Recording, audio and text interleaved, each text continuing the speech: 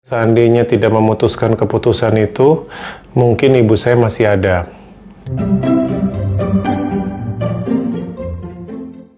Halo, ketemu lagi di Curhat Kak Omom. Acara santai di mana kita akan membahas email curhatan dari teman-teman dan kita obrolin santai aja. Langsung saja ya. Halo Ompir. Selama ini setiap saya travel, saya selalu khawatir mengenai kondisi ibu. Meskipun pas pergi, keadaan ibu sehat dan baik-baik saja. Hingga akhirnya, Maret lalu, ketakutan terbesar itu menjadi nyata. Ibu saya harus pergi untuk selamanya dari dunia ini. Ada rasa bersalah, misalnya saat harus memutuskan pasang intubasi.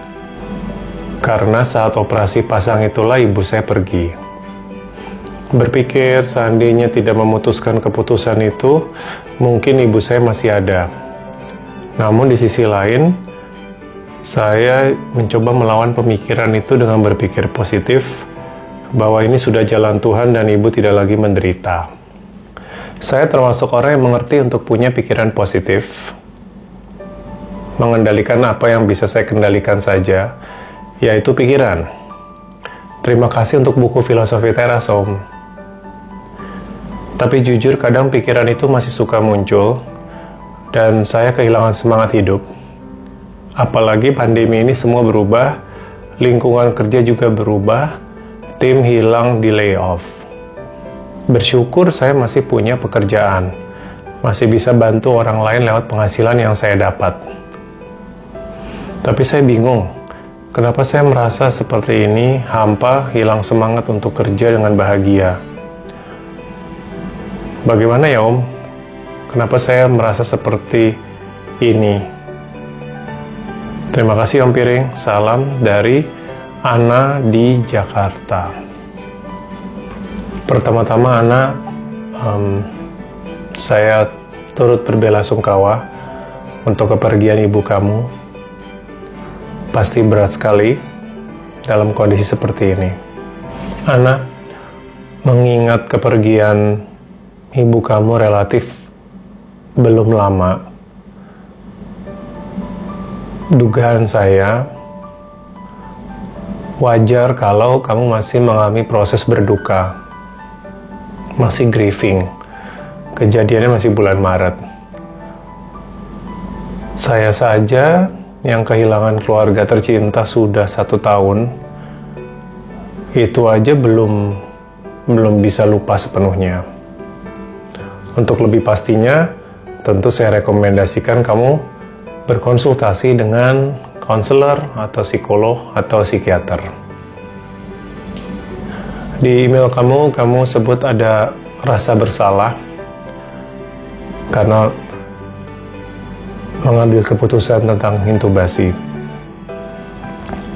Dalam hal ini, Ana, mungkin ada bagusnya untuk mengingat lagi buku Filosofi Teras. Saya pikir ada prinsip dari filsafat Stoa yang mungkin bisa membantu, yaitu apa yang sudah terjadi sampai saat ini, itu memang harus terjadi. Maksudnya apa ya? Maksudnya begini, seringkali ada peristiwa buruk dan kita terlibat di situ, mungkin melalui keputusan kita atau pilihan kita. Terus kita merasa bahwa tindakan kita itu satu-satunya variabel penyebabnya.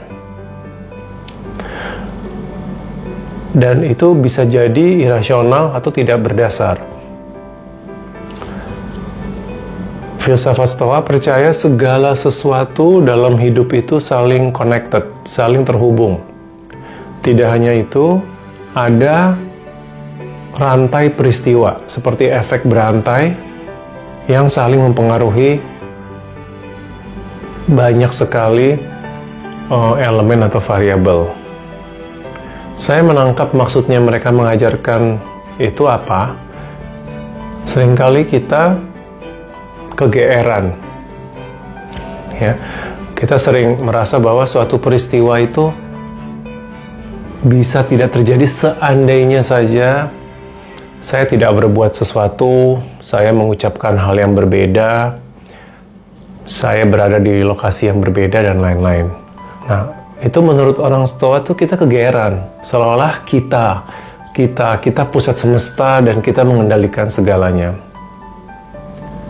Dalam banyak peristiwa, kejadian itu banyak faktor yang menuju ke situ. Dan kita hanya satu aja elemen dari begitu banyak kekuatan atau elemen lain yang menuju peristiwa itu harus terjadi. Sorry ya, saya juga bingung ngomongnya ini muter-muter. Maksud saya begini, Ana. Apa yang sudah terjadi, termasuk kepergian ibu kamu, coba dilihat bahwa itu bukan karena kamu semata. Ya, bukan kamu penyebabnya. Tapi ada banyak faktor. Ya, saya nggak tahu dalam hal ini. Ada pandemi, ada penyakit, ada kondisi ibu, dan lain-lain. Saya harap sih ini bisa sedikit membantu kamu. Kalau kamu bilang kamu merasa hampa, kehilangan semangat pekerjaan, wah Ana, saya pikir tanpa kamu harus kehilangan orang tersayang aja, kondisinya udah susah. Ya, jadi belajar menerima bahwa rasa putus asa ini sangat normal. Kehidupan kita, normalitas kita berubah drastis sejak bulan Maret, sejak pandemi dimulai.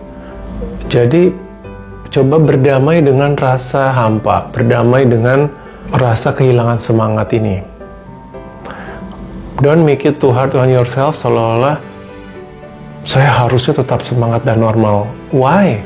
Ini situasi yang susah. Saya saja kadang-kadang merasa putus asa, merasa kapan semua ini berakhir. Jadi don't be too hard on yourself. Di atas pandemi ini kamu pun masih dalam proses grieving, proses berduka.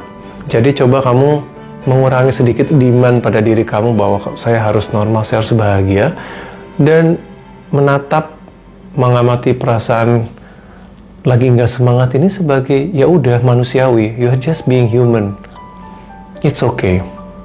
Saya senang kamu bilang kamu masih bersyukur bahwa kamu masih punya pekerjaan dan dengan penghasilan kamu bisa membantu orang lain. I think that's amazing. Mampu melihat angle positif, pekerjaan kamu masih ada, itu luar biasa. Berikutnya, ini sesuatu yang saya pelajari, bahwa emosi dan komitmen itu bisa berdiri sendiri. Hanya karena kamu sedang merasa tidak semangat, ya, hampa kamu bilang, yang normal itu, bukan berarti kamu tetap tidak bisa menjalankan komitmen kamu dalam peran apapun itu. Rasa hampa, hilang semangat, dan lain-lain, itu tidak apa-apa. Tapi di sisi lain, kamu masih bisa menjalankan komitmen kamu. Entah itu komitmen sebagai anak, sebagai saudara, sebagai profesional di kantor, ya, itu tetap bisa dilakukan. Kadang-kadang kita kebiasaan mengkaitkan antara kedua ini. Kalau saya lagi merasa nggak feel good, berarti ini harus dibiarkan mempengaruhi komitmen saya. Saya pernah baca satu buku yang bilang nggak harus seperti itu. Komitmen is komitmen. Tapi caranya kita menerima bahwa emosi kita lagi nggak enak. Jadi it's okay, berdamai dengan itu. Ke kantor mungkin nggak nyaman, ya. Aduh, saya lagi nggak semangat. Mengakui saya mungkin masih berduka. Situasi pandemi yang belum jelas ujungnya wajar, ya, membuat kita gamang. Tetapi di satu sisi, kita bisa berkata, tapi saya masih tetap bisa melakukan komitmen saya dalam peran yang diberikan kepada saya oleh semesta saat ini. Saya akan coba tetap melakukan komitmen itu regardless feeling saya seperti apa. I know easier said than done, tapi siapa tahu bisa dilakukan. Oke Ana, itu aja yang bisa saya share.